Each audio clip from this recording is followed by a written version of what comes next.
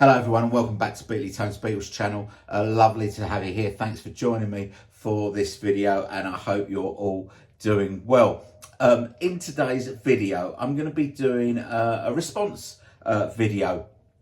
About a month or so or a few weeks ago, Kier Smith from the From Me to You channel did a video called 10 questions for Beatles fans, and I'm going to attempt in this video, which incidentally I've been meaning to make for quite a few weeks now but haven't got around to it. I'm going to be attempting to answer those 10 questions. Now, if you don't know Kier, I'll put a link to his original video down in the description. You can go and watch it. But if you don't know his channel, he's a great guy.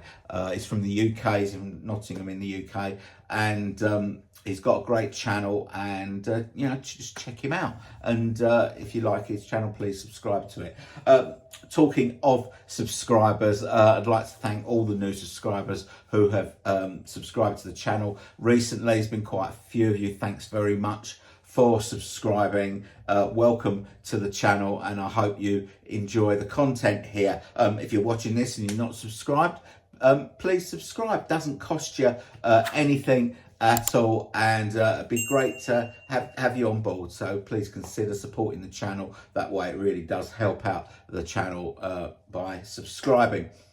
Okay, so while I'm in thank you mode, I also wanted to say a massive thank you to everybody who was on the live stream on last Sunday when we did the live stream, or even people that weren't on it that have watched it on catch up and contributed. Had a really good response to that live stream, which was great, and it was really enjoyable to do. We did about 2.5 hours, and we actually had the record number of people on for one of my live streams. I haven't done that many, but there was 110 people on at its peak. So thank you everyone that was on and contributed to the chat. Everyone that was on that didn't contribute to the chat but just, you know, watched in the background, and you know, everyone who has watched it on catch up. So thanks very much. I really enjoyed doing the live streams, and we'll do another one, you know, soon. Okay, so on with Kier's 10 questions. Question number 1 was, which Beatles album do you play the most? And he was quite clear when asking this question, saying that it doesn't have to be your favourite album, but the one that you play the most. And that's quite a hard question, I think, because, you know, I don't keep track of how many times I play each album, so I'm just guessing. And if I was to guess, I would say that the Beatles album that I play the most is this one, the White Album, which does happen to be my favourite album. And you know, there's a lot of reasons why, and I think that the main reason why is because there's so much on the White Album, so much variation, so many different genres. It doesn't really matter what mood you're in. The White Album has got something to cater for every sort of, you know, every sort of mood or, you know, feeling or whatever. So much there, you know, it takes you on this sort of journey from the sublime with tracks like While My Guitar Gently Weeps, Dear Prudence, Cry Baby Cry, to the utterly ridiculous, you know, Wild Honey Pie, Revolution 9. There's sort of pure unadulterated pop with things like you know, Obla Di Obla Da, Martha My Dear, I Will. You know, there's to out and out rock and roll with, you know, Back in the USSR, Birthday, Everybody's Got Something to Hide Except for Me and My Monkey. You got a bit of country on there, Mother Nature's Son, Don't Pass Me By. Songs that, you know, that kind of make me think, like Glass Onion or Blackbird or Happiness is a Warm Gun. Songs that make me smile, like Piggies and Honey Pie and Rocky Raccoon. You know, gorgeous ballads like the ridiculously underrated Long, Long, Long and Julia. And then you've got songs that like Helter Skelter and Your Blues.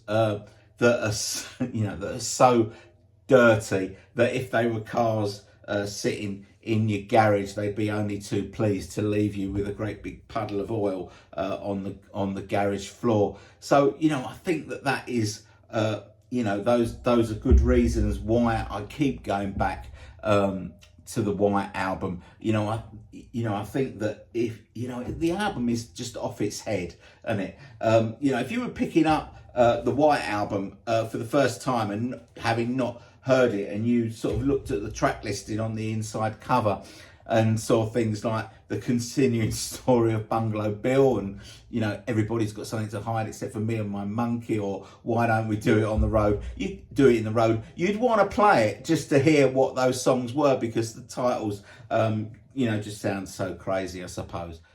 So I first heard the White Album in 1976, and that's like 48 years ago now, and that is a long time. And from that time, in those 48 years, I've heard thousands of albums and loved thousands of albums, but never any album as much as I love the White Album, and I don't think that I ever will now. And if you were to think of that in terms of a relationship, 48 years since me and the White Album got it together, we could be forgiven by now for getting bored with each other and drifting apart. But we haven't. There's plenty of other things in that period of time that I have loved to death, and since discarded. Bovril Crisps, Super Mario, Subbuteo, cheesecloth shirts, Oasis, discarded all of those things now, but not the White Album, never the White Album. And I think there's just something special about this album that keeps making me reach for it. So the White Album, I would say, is the album that I play the most. I should have said at the top of the video that if you do have a YouTube channel and you want to answer these 10 questions in video form, don't forget to tag Kier in your video. No, he hasn't created this as a tag, I should point out, but I'm sure he would love to see your answers to his questions. Okay, question number 2 is, what is your favourite Beatles solo album and why? Now, if you'd asked me this question 3 years ago, I would have said without any not moment's hesitation, I would have said John Lennon, Plastic Ono Band. That is a flawless album from start to finish, absolutely fantastic. There are lots of other solo albums that I really, really love, but I think you do have to be in a certain mood for Plastic Ono Band. I'm not always in that mood, and in 2021, I revised my thinking on which was my favourite Beatles solo album, and it is now this one, All Things Must Pass by George Harrison from 1970, but it was the 2021 remix that forced that rethink for me. I loved the remix with George's voice now up front and not buried in the mix, that the getting rid of a lot of the spectrism that sort of made the production very, very muddy, brought this album to life, I think. And it was actually the album that inspired me to the release of this album was the thing that inspired me to start my own YouTube channel. So you got that to blame.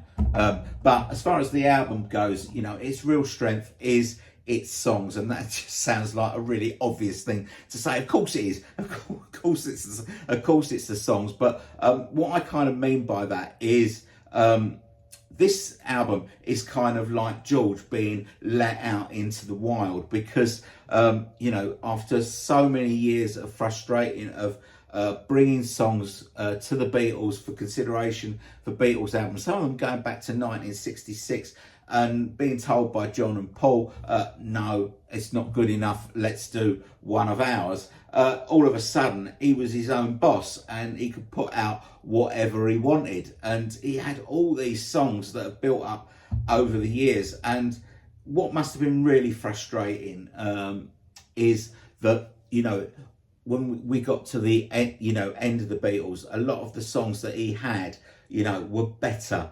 than some of the songs that John had during that period when when he'd lost interest in the Beatles, right at the end. And so this is him being let out into the world, and it's not just the songs on this album.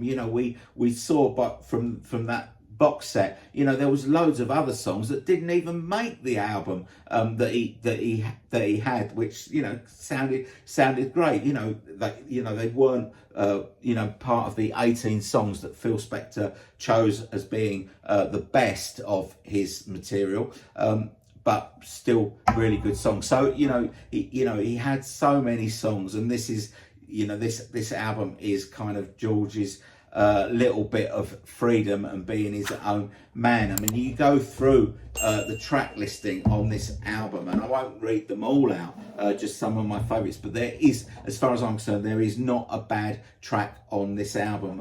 It is brilliant from start to finish. I'd Have You Anytime, Isn't It a Pity, What Is Life, Behind That Locked Door, Let It Down, Run of the Mill, Beware of Darkness, absolutely fantastic song. All Things Must Pass, a song that the Beatles tried out and rejected. How did they reject that?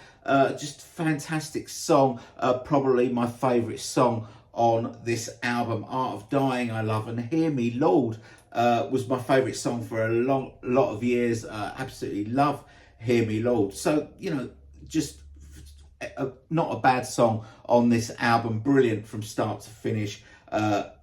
All Things Must Pass, my favourite Beatles solo albums. The reason, although it's pretty obvious, the songs are so great, man. So question 3 was, which Beatles song should have been on an album but wasn't? So I think what he means by that is something that was unreleased. There's plenty to choose from. Things that might have been on the Live at the BBC albums or on Anthology, or things that we saw in either Let It Be or the Get Back movie, things like Susie Parker or something like that. Plenty to choose from. For me, this was an easy one to answer. It's a song that is on Anthology 3, and that is Not Guilty. I don't know, I don't understand how this could have been left off of the White Album. They had 102 goes at getting this right. There are 102 takes, and take 102 is on that Anthology 3, and to me it sounds perfect. I don't understand how something like that can be left off, and yet we get some, it's something like Revolution 9, for example. Not that I would want to be without Revolution 9 on the White Album, but because it's all part and parcel of that album. But how could they have rejected Not Guilty, which is a brilliant song, and kept Revolution 9 on the White Album? So that is my answer to question number 3. Question number 4 is, remove one song from the White Album, but you're not allowed to choose Revolution 9. So that one was quite easy for me. I think a lot of people would probably pick Wild Honey Pie, maybe. But for me, I love Wild Honey Pie because it's off its head and it's part of that White Album. The one that I could probably do without, if push come to a shove, would be the song that Ringo sings at the end, Good Night. I could probably do without that one if I absolutely had to. Right, question number 5 was, create the perfect Beatles single, A-side and B-side. And for that one, I think the perfect Beatles single already exists for me. That would be Strawberry Fields, and with Penny Lane on the back. I don't think you can beat that as a 1-2 package, as on a single. But technically it was a double A side. So just say we're not allowed to choose Strawberry Fields Forever with Penny Lane because it's not an A and a B side technically. I think if I was to pick my favourite A side and my favourite B side to make an imaginary perfect Beatles single, I think I would pick Hey Jude with Rain on the B side. So question number 6 was all about 1973, and Kier asked us to put in order the solo albums from each of the solo Beatles. So that's Red Rose Speedway, Mind Games, Living in the Material World, and Ringo. He didn't include Band on the Run, which also came out in 1973, so I won't include that either. So from those 4 albums that he asked about, in 4th place, Ringo. It's a great album, again, from start to finish, but I like the others more, so that comes 4th. 3rd will be George's Living in the Material World. 2nd will be Paul's Red Rose Speedway, and number 1 would be John Lennon's Mind Games. I think, you know, if you'd asked me that question a few months ago, Kier, I think I probably might have gone for Red Rose Speedway, but obviously the box set has just really helped me to reappraise Mind Games, and that is now my favourite from 1973 if you discount Band on the Run. Okay, question number 7 was pick one from Free as a Bird, Real Love, and Now and Then. And that's quite a tricky question, I think, because I think they're all great. But I'm going to go for Free as a Bird because just really from a more sentimental stance, I think, or standpoint, you know, I can remember exactly where I was when I first heard Free as a Bird for the first time. You know, I remember, you know, this is 1995, and you know, when I discovered the Beatles didn't exist anymore, so I was hearing you know, a brand new Beatles song for the very first time in my life. And I can remember sitting on the edge of my bed, putting my socks on. I was getting ready to go to work, and always had Virgin Radio with Chris Evans, his morning show on that he used to do in the 90s, and he I think Virgin Radio had the exclusive rights to play it first before any other radio station. And I remember that night they were going to show the video on TV as well, but you know, he put the record on, and it was just such an emotional thing to hear John's voice singing, knowing that the other you know, the other Beatles were on that record with him, and you know, just absolutely sort of, you know, made all the hairs on your arms and the back of your neck stick out, or it did for me. It was a very very emotional and special moment, and I think for that reason I would pick Free as a Bird, and I think it's a marginally better song than Real Love. So that would be my pick for that question.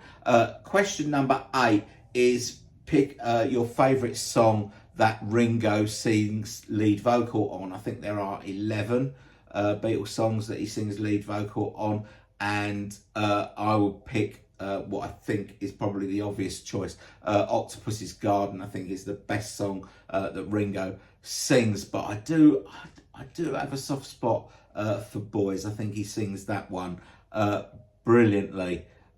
Question number 9 is what is your favourite Beatles cover? And again, you've got a massive choice because, you know, you've got, you know, the songs that they did a Decca audition, all the songs that are on you know, the 2 live at the BBC albums, you know, plenty to choose from, of course. Or, you know, Please Please Me with the Beatles, and Beatles for Sale had lots of covers on them as well. So my favourite cover comes from this album. Can you guess what it is? And it is You Really Got a Hold on Me, a Smokey Robinson song. I've always really loved that song. I think it is the best cover version. I know a lot of people would probably pick Twist and Shout, which is also fantastic, but You Really Got a Hold on Me I just really love. I think the harmonies done by Paul and George on that song are just outstanding, and just love the whole feel of it, the sound of the piano and everything, and John's voice. Love it. So yeah, You Really Got a Hold on Me, my favourite Beatles cover. Okay, question number 10 is the most difficult question out of all of these to answer, and it is, what do the Beatles mean to you? And that is such a difficult question to answer in just a few sentences, but I'll give it a go. So, you know, when I discovered the Beatles, it was 1976. I was 15 years old, and I kind of had I had a thirst for pop music. I'd been into, a few bands before I discovered the Beatles, but once I had discovered the Beatles, they just changed everything for me. A lot of people say, the Beatles changed the world, and did they change the world? Probably not. They probably didn't change the world, but they definitely changed my world, because I, suddenly had, a new obsession. And 1976 in the UK was the hottest summer we have ever had. It broke all records for temperatures. It didn't rain between April and September. There was droughts, and people were having to get water from standpipes in the street and stuff. Not in London, but in other places. But I'm not saying that I spent the whole of that summer in my bedroom listening to Beatles music, but I spent quite a lot of it, probably an unhealthy amount, because it was something new, and I was collecting the records. I was getting the records and devouring them, and just absolutely loving them. And in my little world, in my little bedroom world of the Beatles, there was just the five of us as far as my world was concerned. I was trying to buy the records as quickly as I could. I would buy books, lots and lots of books, to learn about the men behind the music, the stories behind the songs, all that sort of thing. Once you collected all the Beatles albums, you then move on to getting the solo albums. And I'm not saying this is healthy. I'm not saying that this is healthy, but that's kind of how it was. And I was literally obsessed. And if you think about that time in 1976, when I first got on the magical mystery tour bus to Beatleland, if you like.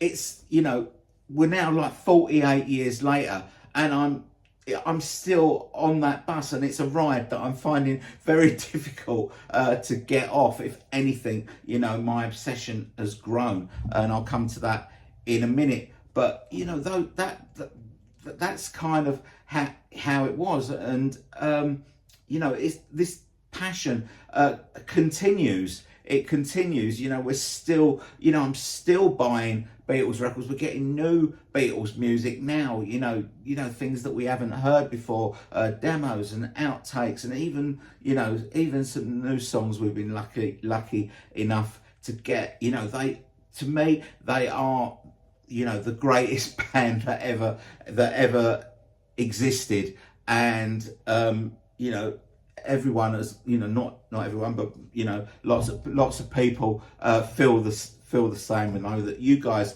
do. And to still be this passionate,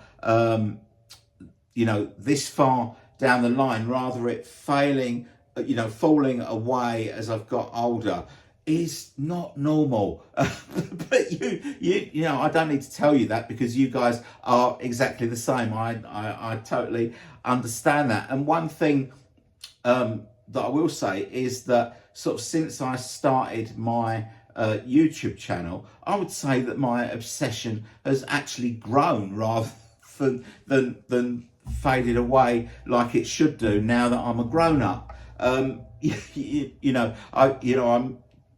constantly thinking about, about content and what I can talk to you guys about, what can I bring you in the way of content. So, I'm probably thinking about the Beatles more now than I did when I was a kid. I don't know, but I would say that that's pretty likely scenario. So kind of that is what it means. I don't know if that sums up what the Beatles mean to me, but it is what it is, and I hope that has answered the question. Okay, guys, that is it from me. Thank you very much for watching this video. I hope you've enjoyed it, and I will see you all very soon. Bye bye.